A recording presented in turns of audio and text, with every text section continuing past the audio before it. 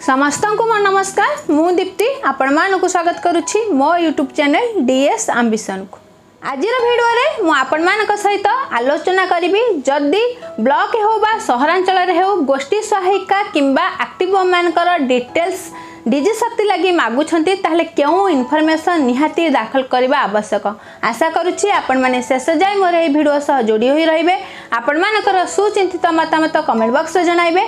जदि भिडियोटी भल लागला तबे लाइक करिवे शेयर करिवे। जदि हम चैनल को नुवा करी विजिट करूछंती तबे सब्सक्राइब करिया को भूलिबे नाही। प्रत्येक ग्राम पंचायत रे 4 जन सीआरपीसीएम बा गोष्ठी सहायिका प्रत्येक सहरांचल रे 4 जन एक्टिव वुमेन चयन करा जिवो जो माने डीजी शक्ति भाबे कार्य करिवे। स्वयं सहायक गोष्ठी रे शामिल थिबा प्रत्येक सदस्य को फाइनेंशियल लिटरेसी डिजिटल नॉलेज उपरे विभिन्न प्रकार ट्रेनिंग देबा सह सेमाने किपरि परिवार ठारू आरंभ करी प्रत्येक स्थान रे निजको निरापद मन करिवे से क्षेत्र रे डीजी शक्ति कार्य करिवे। यहा सहित सेमाने किपरि निज मध्यने थिबा दक्षता को विकास करिवे परिवार रा आय वृद्धि क्षेत्र रे कार्य करिवे परिवार पई एकाधिक जीविका सृष्टि करिवे से दिगरे निश्चित भाबे डीजी शक्ति कार्य करिवे। जेहेतु यहा ग्रामांचल और सहरांचल उभय क्षेत्र रे कार्य करूछि तेनु ग्रामांचल रे जो सीआरपीसीएम माने चयन करा हेबे ता सहित सहरांचल रे जो एक्टिव वुमेन चयन करा जिवो सेमाने प्रथमे ट्रेनिंग नेबे। ट्रेनिंग नेला पर ही सेमाने जाई निज निज स्थान रे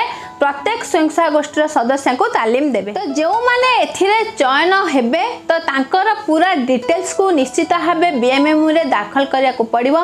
ताले केउ केउ डाटा को हमें बीएमएमयू रे दाखल करिबा ताहार पूरा विवरणी हमें आजिर भिडियो रे जानिबा। तो प्रथमे होची से एक्टिव वुमेन हुंतु बा सीआरपीसीएम हुंतु केउ जिल्ला रो बिलोंग्स करूछंती सही जिल्लार नाम लिखिବାକୁ पड़िबो। ता सहित आईसीडीएस प्रोजेक्ट अर्थात से माने केउ ब्लॉक रे काम करूछंती तो सही प्रोजेक्ट रो ना लिखा पड़िबो। अर्थात आपनकर मिशन शक्ति जदी सेठारे कार्य करूची ताले केउ ब्लॉक रे कार्य करूची सही ब्लॉक रो नाम लिखिବାକୁ पड़िबो। तापर अछि तांकर ब्लॉक नेम ग्राम पंचायत नेम आ विलेज नेम पूरा डिटेल्स देबा को पड़िबो।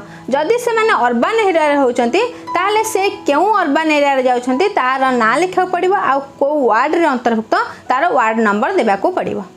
यहाँ पर से सीआरपीसीएम हुंतु बा एक्टिव वुमेन हुंतु केउ एसएजी रो बिलोंग्स करूछंती सही एसएजी बा स्वयंसहायक गोष्ठीर नाम एठारे लिखिବାକୁ पड़िबो। अर्थात सही सीआरपीसीएम जनक बा एक्टिव वुमेन जनक जेउ स्वयंसहायक गोष्ठी रे शामिल अछंती तार ना लिखिବାକୁ पड़िबो।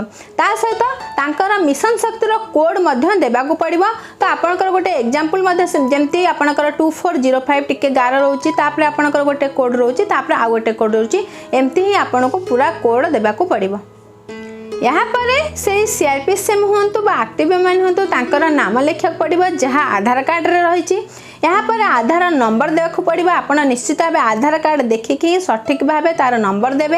यहाँ पर आधार कार्ड रे आपनकर जदि स्वामी को नाम थिबो ताले स्वामी को नाम लिखिबे जदि आपनकर पिता का नाम थिबो ताले पिता का नाम लिखिबे। पूरा आधार कार्ड को देखिकी आपनको एही विवरणी देबाको पड़िबो। यहाँ पर आपनकर मोबाइल नंबर देबाको पड़िबो। ताहले डीजी शक्ति भाबे जो माने चयन हेबे निश्चित भाबे एतिक इन्फॉर्मेशन आपण को बीएमएमयू रे दाखल करबा को पड़िबो। तो आजिर भिडियोटी आपण मानको केमती लागिला आपण मानकर सुचिंतित मतामत कमेंट बॉक्स रे जणाइबे। डीजी शक्ति ऊपर आहुरी आगो को अधिक अपडेट जानिबा को हेले निश्चित भाबे आम चैनल डीएस एम्बिशन को सब्सक्राइब करिया को भूलिबे नाही। समस्त को मो तरफरु आम चैनल तरफरु बहुत बहुत धन्यवाद।